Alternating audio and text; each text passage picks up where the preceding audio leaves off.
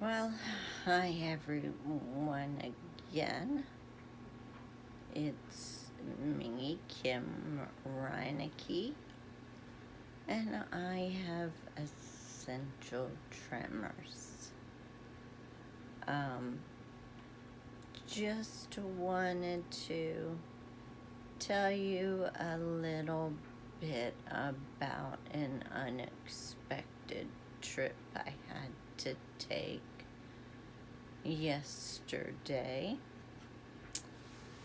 As you can see, I have some pretty bracelets on that came from the hospital. Um, I'm not sure if any of you have experienced this or not, but I sleep pretty late into the day because of my medication. I think I've told all of you that I take a nice little cocktail of anti-seizures, anti-anxieties, all of that, along with the, I don't think you want to see his butt. That's my dog, Barton. He wants to show it off. He just got it cleaned. Anyways, I'm on 6 milligrams a day of clonazepam. I think 200 milligrams a day of gabapentin.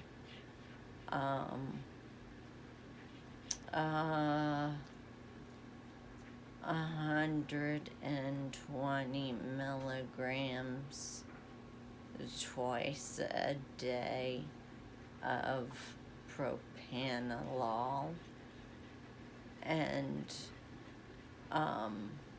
25 milligrams 3 times a day of hydroxine. So, like I said, it's a nice little cocktail, although it has not, it worked for about for almost 5 months, but now my body has what's the word, has built up a tolerance. So I wake up around 2, usually anywhere between 11 a.m. and 2 p.m. The time change really threw me off. But of course, I turn my phone off when I'm sleeping unless I'm expecting a call. Or my ringer off. Well, I had gotten a couple of calls and text messages. One of them was from my mama. She was at work. and she had expressed her frustration regarding Barton because he ate dinner late, actually ate Sadie's food late, and couldn't wake either one of us up to go potty. So he had a little accident. So Mama always has to express to me when they do have an accident or frustrations, which I understand, but it happens. Shit happens. Pun intended, fully. I had, like I said, just woken up. I had not even sat up in bed. I was still lying in the bed, just literally opened my eyes and looked at my phone and called her back because she had left a message regarding this. So we had some heated words and hung up on each other, which, when you have this condition, you do tend to be more emotional in every way.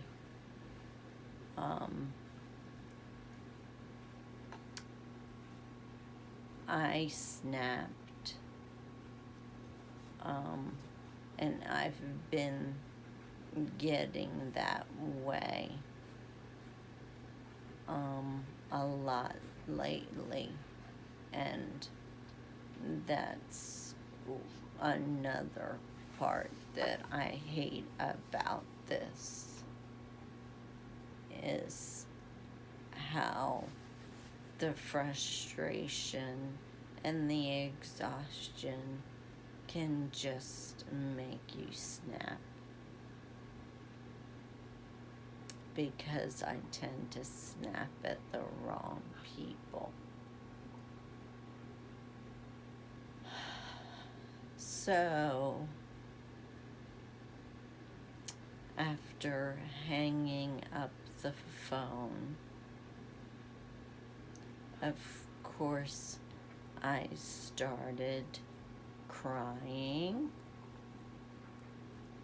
and then my body completely went haywire. It went into a frenzy that I never experienced before. Usually when I snap and I get emotional or stressed, yeah, I shake even more. But it typically calms down probably within about 30 to 40 minutes. Less than that a lot of times. and it's just the shaking, the normal head and arms shaking. With this episode, I had no control over my body for probably about 15 minutes. Even my arms. I was laying on my side and I could not even move my arms. That was the first time experiencing internal tremors as well. That was a unique feeling. This whole adventure has been unique and very eventful. So, after I was finally able to move my arms,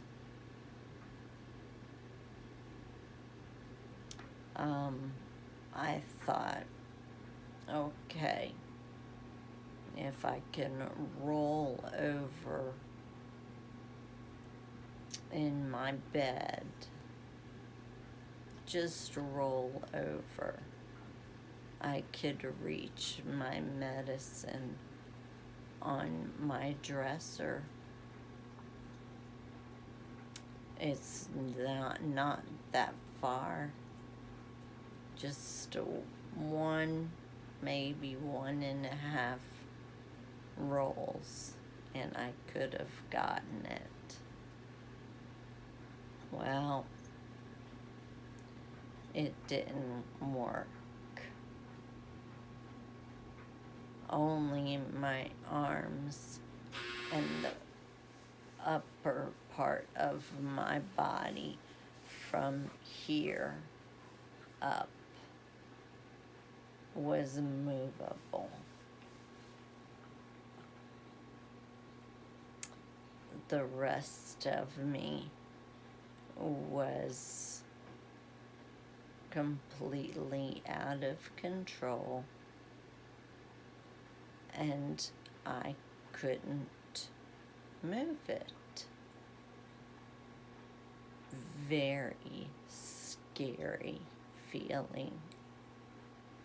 Probably the most scary feeling I've ever experienced. I actually thought I was having a seizure. So, thank God I do keep my hydroxine in my nightstand and was able to reach that and my phone. I called the doctor's office and spoke to the triage nurse, and her main concern was the fact that I was home alone. So, she stated to call the ambulance, which I did. I was so scared. Then called Mama and was lucky enough to have our neighbor's home, and Mama called them to come and get the dogs. So off to the ER we went.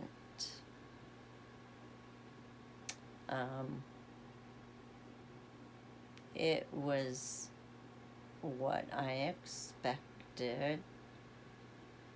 I was triaged. It didn't seem to faze anyone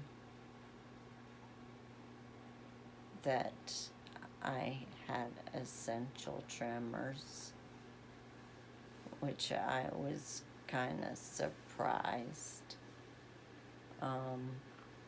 The PA that treated me, which that was another thing that I really was a little pissed off about, was the fact that there was, and please don't take offense to this, because my brother-in-law is a PA, and I have complete and full respect and trust in them. But I still feel that in an ER, an MD needs to be either on call or on duty, which on duty is preferable. There were 2 PAs on duty, and that was it. And lots of nurses that were wonderful.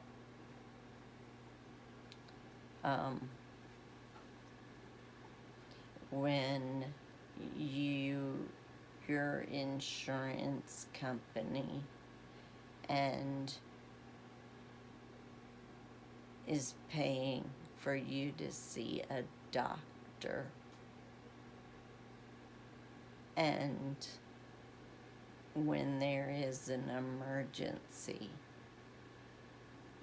there needs to be an MD there to treat you, or at least have the PA to refer to them.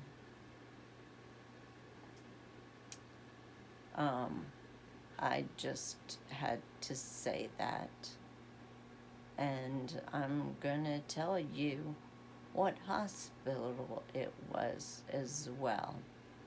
I love my town, but the healthcare system here just really sucks. And this was Carteret General Hospital in Morehead City, North Carolina.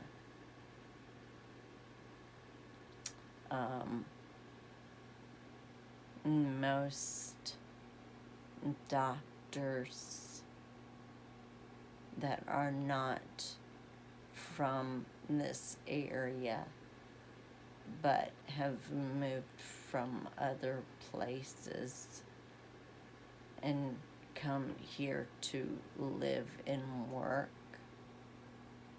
have even stated that they would never send a patient or a loved one to this hospital. But unfortunately, it's all we've got. So, I'm in the ER, and as I said, I did not expect anything more than what they did treat me for, which they gave me my normal medication, no tests, no X-ray, CT, MRI, nothing, no blood work, no nothing. That did not surprise me at all. What did surprise me was because I was in such a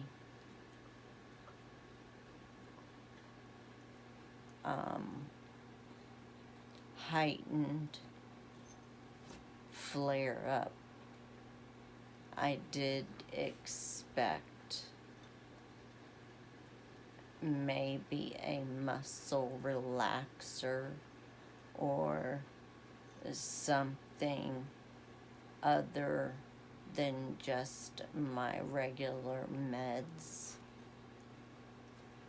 to calm me down.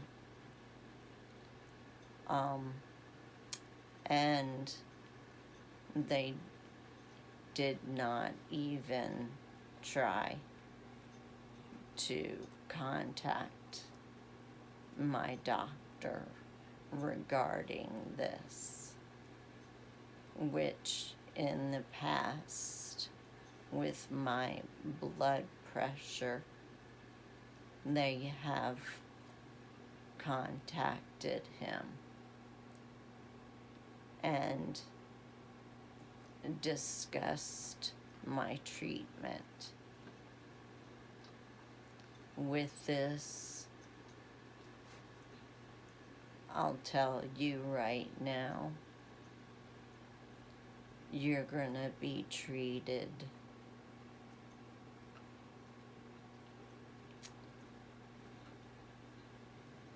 the only way I can think of describing it is you're going to be treated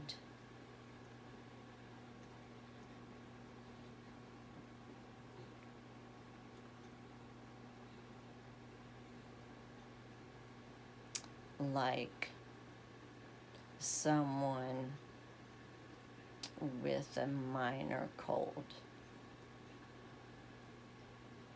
Take 2 aspirins and call me if you get worse. You don't get treatment. But I was to the point where I had no one and no way of getting my medication. So it was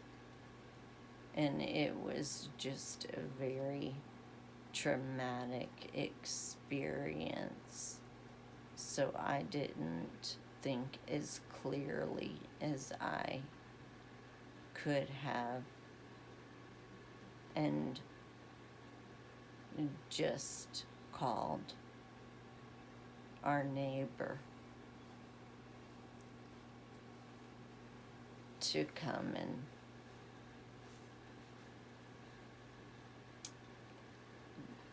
help me move and get my medication for me,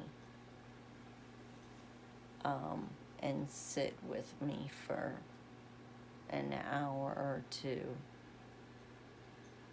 to make sure it kicks in. So, if any of you have experienced anything like this, please reach out to me.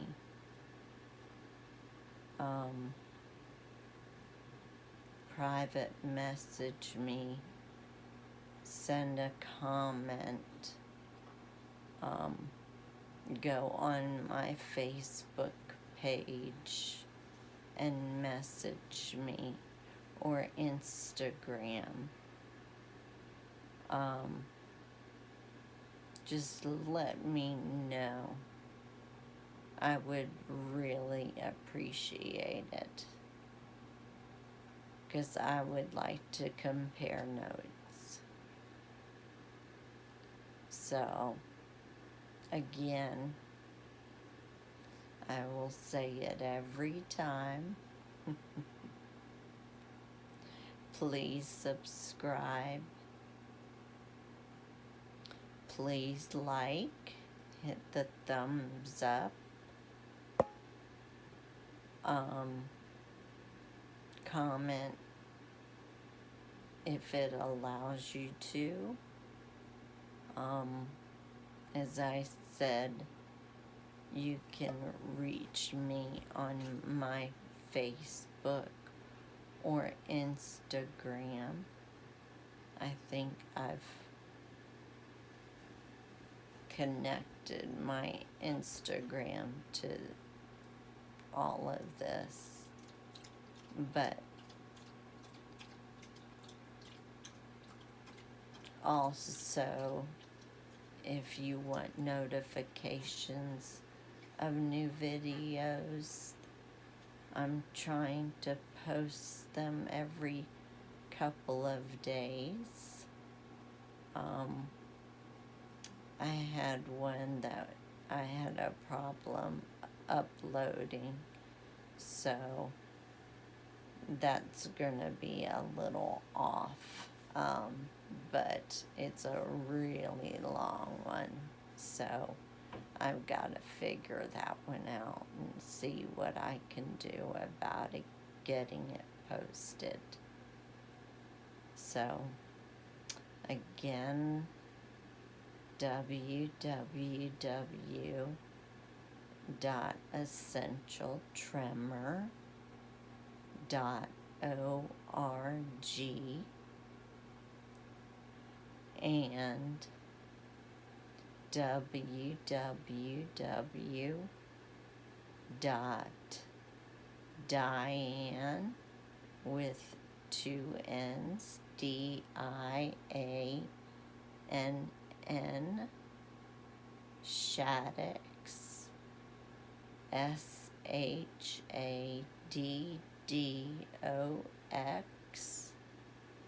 foundation.org.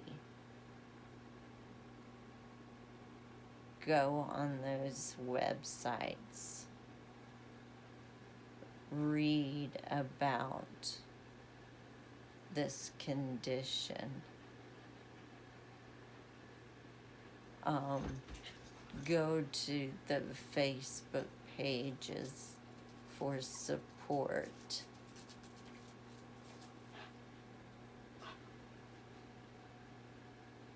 And join the groups.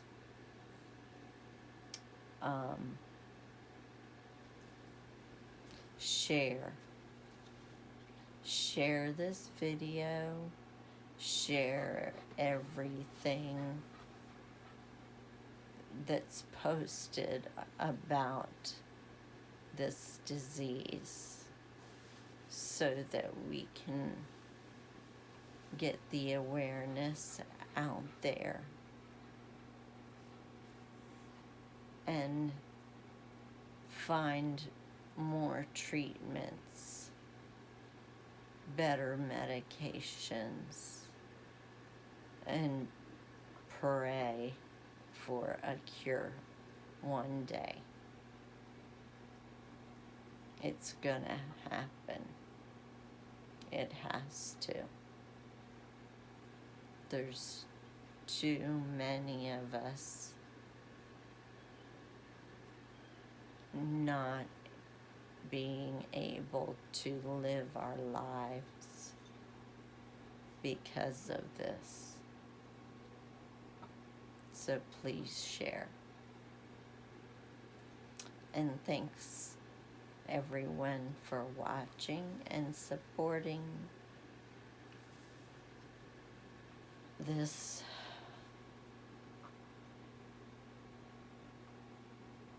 platform and my videos. It's not for me. It's for all of us that suffer and the ones that will suffer in the future. Thanks again.